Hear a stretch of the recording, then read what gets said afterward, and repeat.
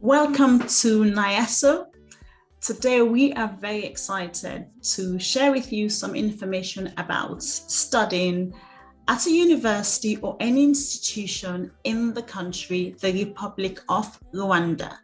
So Africa obviously is a top destination for all your studies. We just want the world to know it.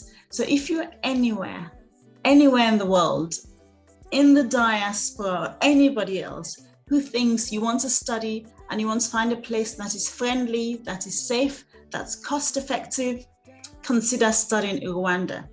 But then you think, how do I get started? So let's start together. So we're going to look for the government of Rwanda website. So let's go to there and see what it shows us. Government of Rwanda. Because often it's difficult to know. People say, well, how do I even know where to start? How do I know what to look for? We're going to make a start. So first, let's go to, when it's done, we want to go to home first and just see, and then we can come back to this government site. Because wherever you're choosing to study, especially if you're an international or not from that country or region, you want to, never accept things. You want to actually find out about the place a little bit more. So the government website is always a good place to start, in addition to a lot. Now there's so much material, and I just thank all these amazing people right on the continent who are making all these videos so we can actually see the rest of the continent, which is beautiful, beautiful. So here they talk about travel updates, visiting Rwanda, visa, doing business, etc. So the government website is always a place to start, to navigate, to see what you're looking for, what information they have, just different things. If you're coming as a family, you may be interested in sort of business registration, tax payments, etc. So that's just the general government website. So we're going to go now to the specific individual ministries within Rwanda and locate the Ministry of Education. The Ministry of Education in each country you want to study in is a really good place to start your research as well. So here it says there are 3 branches of government, 2 chambers of parliament, and 22 ministries. So we go to the ministry.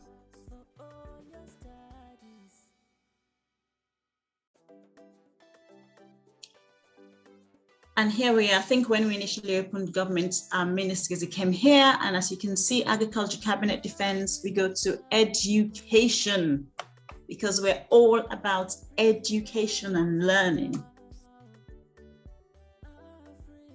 But they have a lot of other core ministries that build on the infrastructure of an excellent government service, which we can see from when you compare Rwanda to many other countries, not just African countries, period. It is doing so well.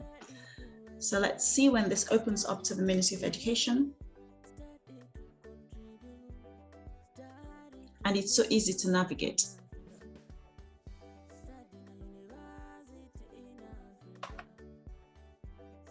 Okay, so it scrolls down to the Ministry of Education. There's visit websites. There's the name of the minister, Dr. Valentine Umalia.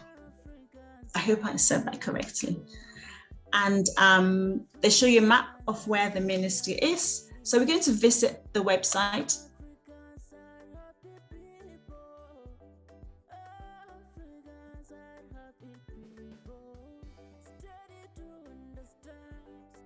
So the website, as you can see from the URL, is mineduc.gov.rw. I will say this is October 20th, 2022. So it depends on when you get to see this video. Some information may be updated or changed, but always go through the government website and then find the Ministry of Education and see if you can navigate to find information about the institutions that you may be interested in. I will reject that. So here they have basic education information here. So if you are a custodian, either your family or people in your care, and you think, hey, there's a job opportunity in Rwanda, or I just feel like relocating and living in Rwanda for a few years, subject to all the government's visa and all those types of requirements, that you meet them, and also subjects that you can afford to be there, etc. This is what they offer on basic education. So they've got 282,428 learners in primary school. That is awesome. And look at this statistics, 98% primary enrollment, and that was in 2019. So there's details here if you're thinking of relocating to Rwanda with your children or children in your custody. There's primary education, which seems excellent, and there's a really high percentage of learners in their schools.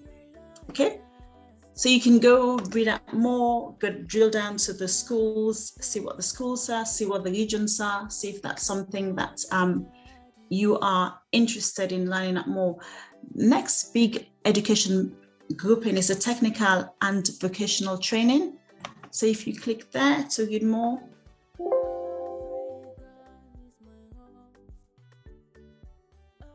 again, TVET has emerged as one of the most effective human resource development strategies. I love that Rwanda has embraced, because it is true.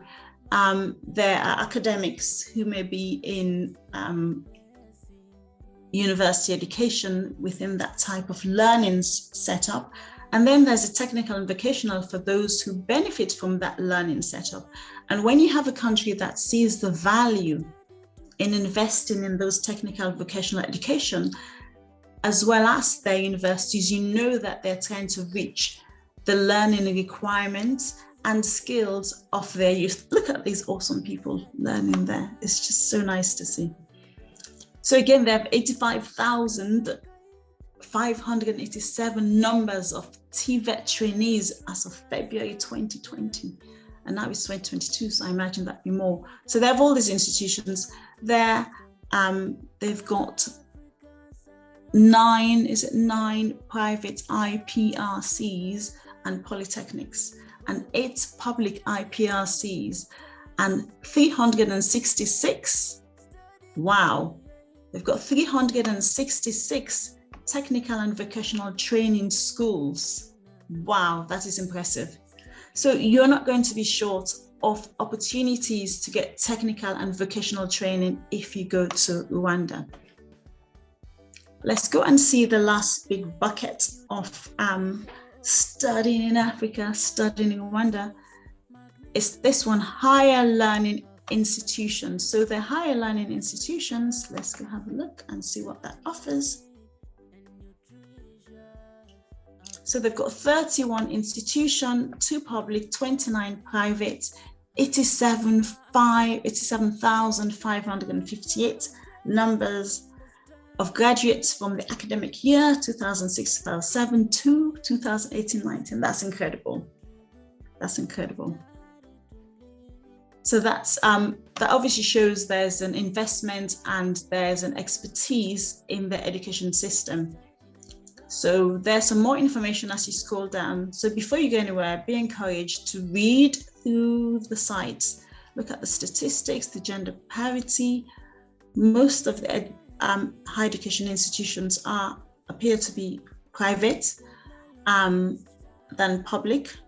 And here you've got some more stats. So scroll down and learn some more from there. I just want to touch on one of the public institutions. And let me go see. So I go to here, which I believe I just come out of. And there's the University of Rwanda, which is a public institution, to see if I can look at it through here. Higher Education Council. So if I go to click on this here.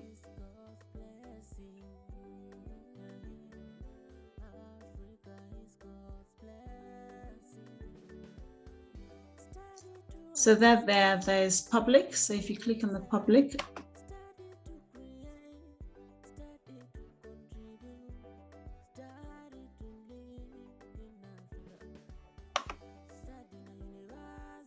everything is busy. I'm doing something.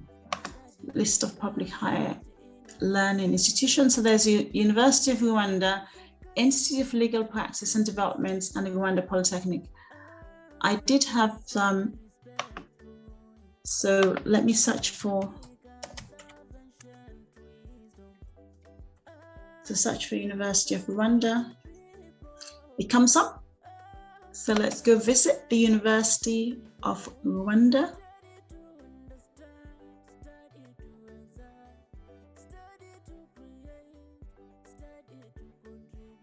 So this is the university page right here. We are on the rise. There you go. You need to be on the rise. Look how beautiful these people are looking. So there's the University of Rwanda. The important thing is to note the website. And again, this is as October 2022, and things may change as things do with progress. Scroll through the website, we're on the rise, the best courses, the programs, which may be something of interest. But even more also of interest would be how to study if you are an international student. So if you're anywhere in the diaspora and you think, I need to go to university, or you're already at university and you feel like, I need a change, I am studying this, this, and this, and I want to study in a different place, consider Rwanda, and they even have international applicants. So let's see what the international applicants page says. They have entry requirements there. So it's very informative.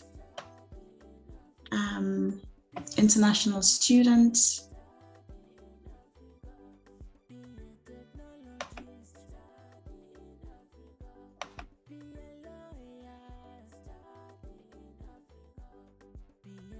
So international students, University of Rwanda welcomes international students who satisfy the minimum entry requirements, which include 5 passes O-levels and at least 2 principal A-level or equivalent qualifications secured at the same sitting. And for more information, contact the registrar at ur.ac.rw. So if you're thinking of studying there, reach out to the registrar with your particular circumstance for your particular subject, and they will guide you. One of the greatest benefits, apart from being somewhere warm and experiencing the beautiful quality of life on the gorgeous landscape, eating the delicious food, basking in the sun, should I say warm, experiencing the music and the culture and just the richness of being on the continent, one other key advantage is cost. It costs so much more to study in Western countries, so much more. And we know African education systems are phenomenal because Western recruitment companies for medicine, for all kinds of things, go to the continent and recruit our professional graduates who have studied on the continent to go work overseas, to go work in their countries. So if our education system wasn't good, they wouldn't come to recruit our graduates who studied in the continent for overseas. So therefore, we know our education institutions are phenomenal. And the benefit of studying in the continent is that you're taking your money to invest in the continent, and every institution you study in, you pay in a fee, you contribute into that economy. So if you do not want that big 100,000, 40,000, 300,000 student loans that I hear from North America, consider studying in the continent where fees can be as little, I'm not saying specifically for any country, but I know can be under the $3,000 a year, in some instances even under $2,000 a year, as contrasting $40,000, which you get to pay in other places. But do find out what each specific institution requires you to pay. I'm not quoting for any country, just given a comparison, a high-level comparison. So as an international student, reach out to the registrar, and for their students, they have students clubs. But first, we know you'd be interested in would be, I saw somewhere where they had a, yes, this is the one, this is admissions, so academic. So you want to see what they're offering. You want to find out if your area of interest is indeed covered by the institution.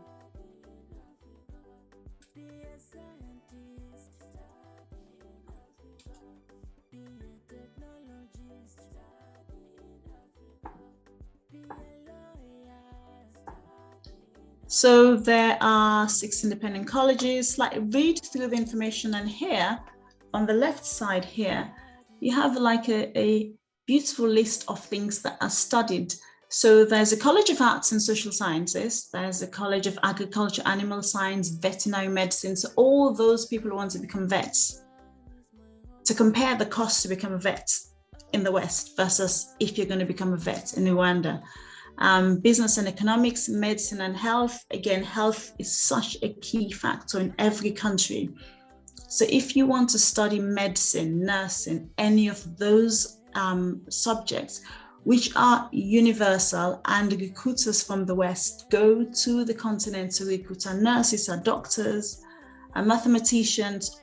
So that says our institutions are great. Consider that. There's a College of Education, College of Science and Technology, and the Center of Postgraduate Studies. So visit each of these and read through, and then reach out to the registrar with your questions. There's so much information. It's such a well laid out website. They even have the Chancellor, Board of Governors, facts and figures, vision. Let's see who the Chancellor is. It's always good to see who is in charge, who is driving the vision. Let's see. I hope they have a picture.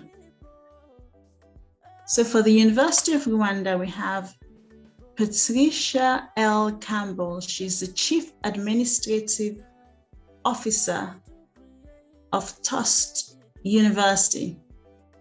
She is the Chancellor of the University of Rwanda. Okay, so there you have the leadership, and you can see who's in charge. African Centers of Excellence, I like that. Let's have a look at the Board of Governors.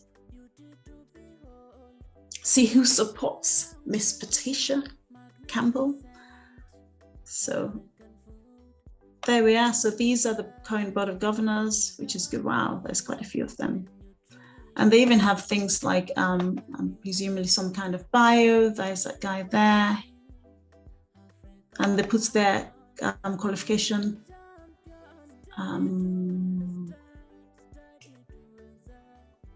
So let's go back to the Board of Governors.